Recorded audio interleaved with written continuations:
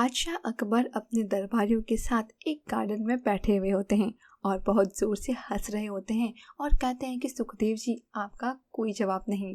चलिए आज आप ये पहेली सुलझा के बताइए। तभी जहाँ पर ना चौक से आंगन में कुछ बना रहे होते हैं, तब एक दरबारी फुसफुसाता है कि अब क्या बादशाह अकबर हमारे साथ लंगड़ी टांग खेलेंगे। तब दूसरा दरबारी कहता है कि जहाँपना तो आज किसी और ही मिजाज में है। तब बादशाह अकबर दरबारियों से बोलते हैं कि हमने जो ये रेखा आंगन में खींची है, आपको ये रेखा को छोटी करके बताना है। इसमें कौन सी बड़ी बात है जहाँपना, मेरे हिसाब से ये तो कोई भी कर देगा। तब बादशाह अकबर कहते हैं कि रुक जाइए, इस रेखा को छूकर या मिटाकर छोटा नहीं करना है, आपको ये काम बिना हाथ लगाए करना है।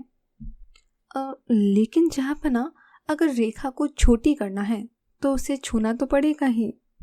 अरे यही तो चुनौती है तंदुमल जी, कोई है यहाँ पे जो ये काम कर पाए। तभी वहाँ पर बीरबल का आना हो जाता है। तब बादशाह अकबर कहते हैं कि आइए बीरबल जी, बहुत सही समय पे आए हैं। तभी बीरबल कहते हैं कि माफ़ कीजिएगा जहाँपना, मुझे आने में थोड़ा समय लग गया। मैं आपके लिए अपने बगीचे से आपके लिए जामुन लेके आया था। तभी बादशाह अकबर उन जामुनों को चखते हैं और खुश हो जाते हैं क्योंकि वो बहुत ही मीठे थे। तब बीरबल कहते हैं कि शुक्रिया। अकबर कहते हैं कि सिर्फ जामुन से काम नहीं चलेगा, आपको एक चुनौती को हल करना होगा। आपको यह रेखा बिना हाथ लगाए और बिना मिटाए छोटी करनी है। तब बीरबल कहते हैं कि इसमें कौन सी बड़ी बात है हुजूर, मैं अभी कर देता हूँ। और वो उसी रेखा के पास उससे बड़ी रेखाएं बना देते हैं। देखिए जहाँपना, हो गई ना आपकी रेखा इससे छोटी। तब बादशाह अकबर मन ही मन कहते हैं, तुम बड़े चतुर हो बीरबल। और वहाँ पे खड़े सभी दरबारी चौंक जाते हैं बीरबल की समझदारी को देखकर। तब अकबर कहते हैं बीरबल से कि बहुत अच्छे, लेकिन एक चुनौती मेरे पास और है आपके लिए, लेकिन मुझे पता है कि आप उसे हल नहीं कर पाएंगे। तब बीरबल कहते हैं कि इसका फैसला तो चुनौती सुनने के बाद ही होगा जहाँपना।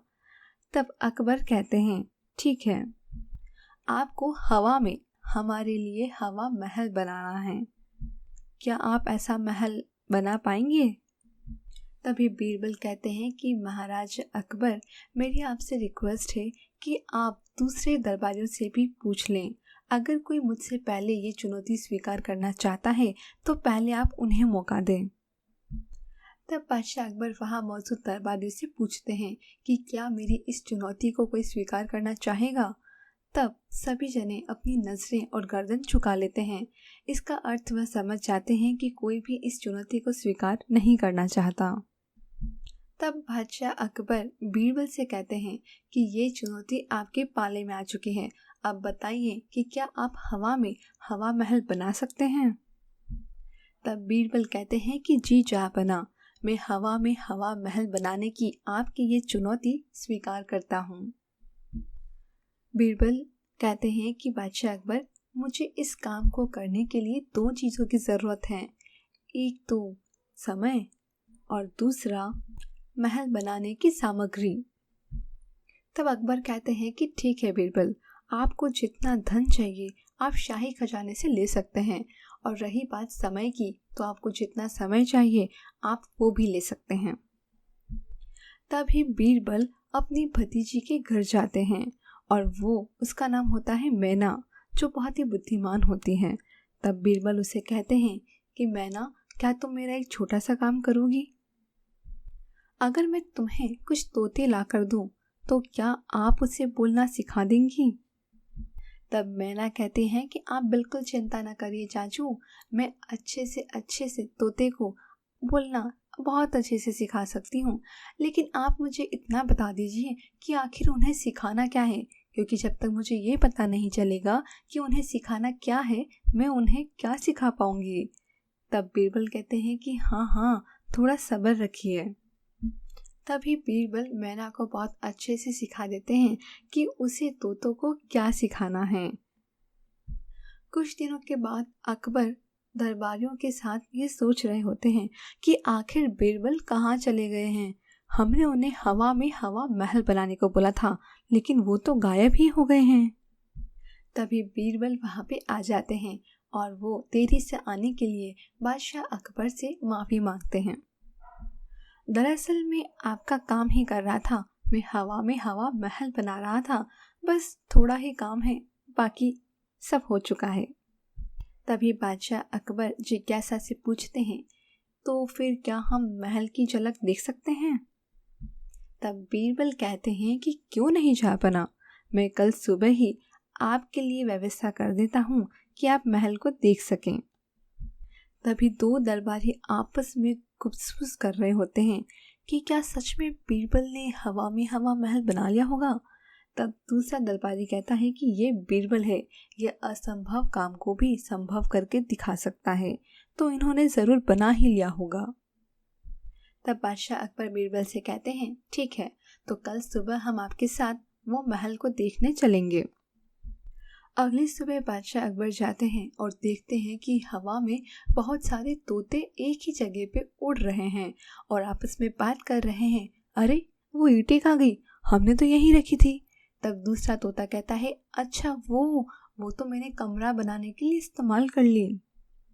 तभी तीसरा तोता आता है और उन दोनों से कहता है कि तुम बातें मत करो, काम पर ध्यान दो। पानी लाओ और मल्लिका के कमरे में कांच का काम पूरा करो। तभी सुखदेव जी कहते हैं कि अरे ये सब क्या है। तब दूसरा दरबारी कहता है, अच्छा तो ये तोते लोग महल बना रहे हैं। तब एक और दरबारी बोलते हैं कि हाँ, ये बना तो महल ही रहे हैं, लेकिन महल नजर क्यों नहीं आ रहा। तब बादशाह अकबर गुस्से में आ जाते हैं और पूछते हैं कि ये सब क्या हो रहा है बीरबल जी, आपने तो बोला था कि महल बनने को तैयार हो चुका है, लेकिन यहाँ पर तो कुछ भी दिखाई नहीं दे रहा। तब बीरबल कहते हैं कि महल तो यही है जहाँपनाह, देखिए ना, सारे तोते कितनी मेहनत से महल बना रहे हैं। तब बादशाह अकबर गुस्से में कहते हैं कि बीरबल जी, ये तोते तो हमें दिखाई दे रहे हैं, लेकिन महल कहीं भी नहीं दिख रहा। तब बीरबल कहते हैं कि अच्छा तो ये बात है, पर क्षमा कीजिएगा हुजूर, हवा महल में बनाने वाली सारी सामग्री हवा में ही है, इसलिए वो आपको नज़र नहीं आ रही हैं। क्योंकि अगर हम किसी भारी चीज़ का इस्तेमाल करेंगे महल बनाने में, तो वह ज़मीन पर आ गिरेगी।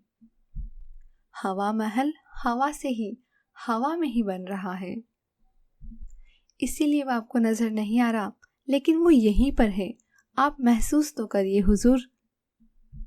तब बादशाह अकबर जोर से हंस पड़ते हैं और बीरबल को कहते हैं कि बीरबल जी, आखिर आप ऐसा क्या करते हैं कि हमारी हर चुनौती में आप खरे उतर जाते हैं। आप वाकई औरों से बहुत अलग और सरल सोचते हैं और यही आपकी सफलता का राज है।